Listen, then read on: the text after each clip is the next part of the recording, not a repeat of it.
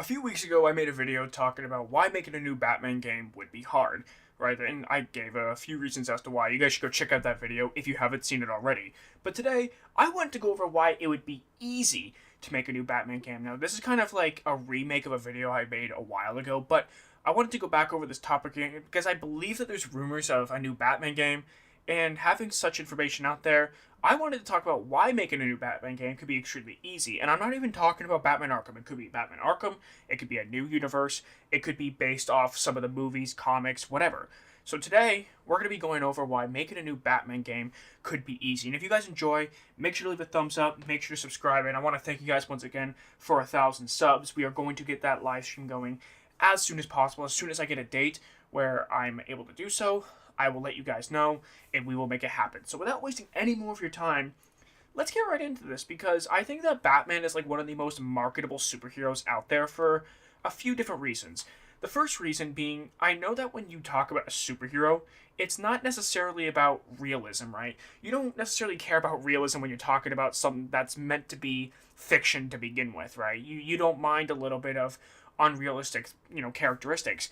However, the thing is, if you have a superhero that's almost like too overpowered and has got some crazy super abilities, then I think that playing as said characters just wouldn't really be as much fun, right? If you play as the Flash or if you play as Superman, I don't think you would have as much fun as playing with someone like Batman due to potential difficulties and challenges that come along with playing as someone like Batman, right? I think Batman's probably the most realistic superhero out there. And like I said, even though you're probably not going to watch a superhero movie when it comes to, realism and stuff, I still think it matters how realistic a character is, so that playing as them isn't just the most boring experience ever. Unless you're into just, playing a story mode game for the actual character development and you're more into the actual story rather than the gameplay, then sure. But when you play a superhero video game, you kind of want there to be some sort of challenges with some really good boss fights in there. And I think Batman has the most opportunity for potential boss fights, as well as just overall extremely good gameplay. But the second thing I wanted to go into is I believe that the supervillains that Batman have are definitely the best out of any sort of franchise, definitely the most marketable, especially. Like, there isn't really oil and water like Batman and Joker with any other sort of superhero slash supervillain. I cannot think of any other superhero that have this one supervillain that, sometimes gets the better of them, gets the upper hand. They're yin and yang. They're so tightly knit and they're more similar than they realize. I don't really think you get that sort of experience out of other superheroes. And maybe that's because the Joker is just such a unique character that it's the most marketable, can make the most amount of money. But I would argue that people who aren't even superhero fans know the Batman and the Joker are oil and water. They're yin and yang.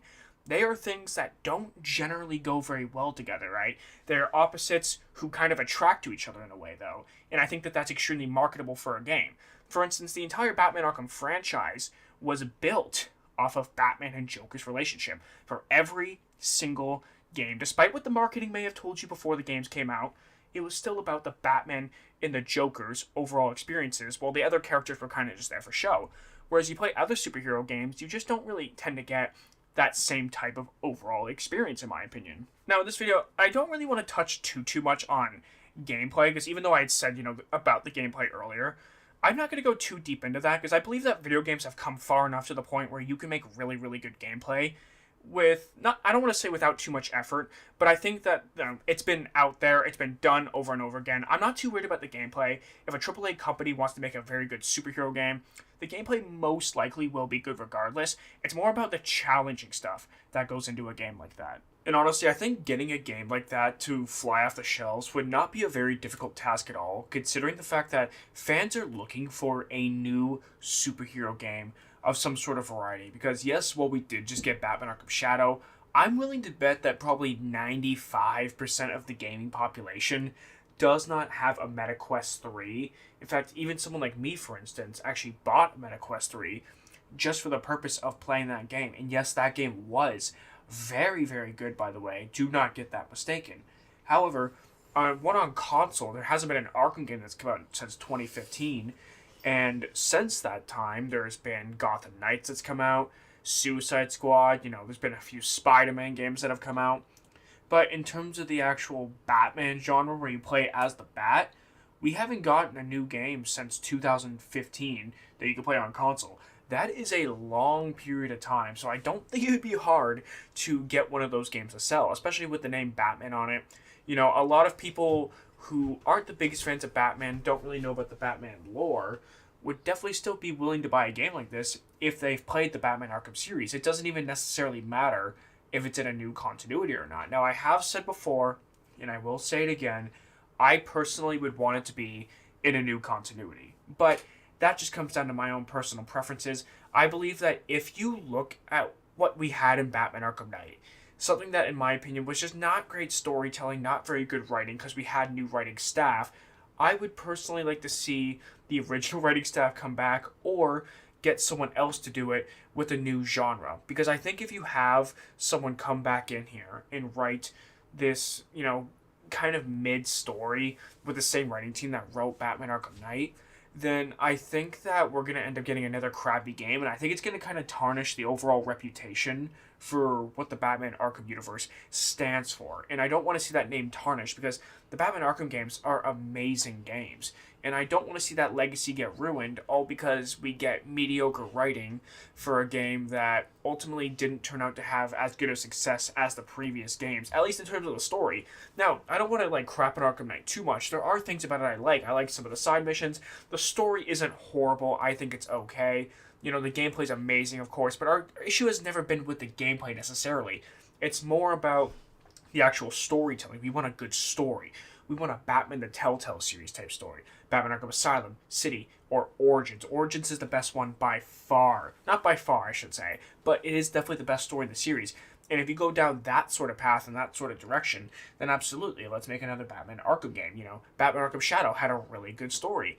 We can go something down a path like that. But if we're just going to get something that's kind of then I think I'll pass on that one personally, and would like to see it in a new genre. Because the benefit of that would be you have a blank canvas. You have so much to work with if you start over from scratch that it could be easier to get a new writing and developing team getting into the groove of writing something like a Batman game, which like I said before, I think it'll sell regardless. And on top of everything that I've just laid out for you guys, if you guys get the trailers that came out for, Batman Arkham City, Batman Arkham Origins, Arkham Knight, I've never actually seen one from Arkham Asylum, so I'm not 100% sure on that, but if you get the trailers from the other games, those trailers were amazing. Those live action trailers, or I'm pretty sure they were live action. I don't even remember. Actually, you guys are gonna have to let me know down in the comments. I don't remember if they were or not. But those trailers were so good. It'll sell no problem. And guys, these are just a few reasons why making a new Batman game could be easy. I'm sure I could probably give 100 reasons if you gave me the time. And I want to thank you guys so much for watching this video. Thank you so much for 1,000 subs. I seriously do appreciate each and every one of you. Thank you guys so much for watching. I hope you all have an amazing day. Let me know what you guys want to see next down in the comments. Thank you so much for watching, and I'll see you guys in the next one. Peace!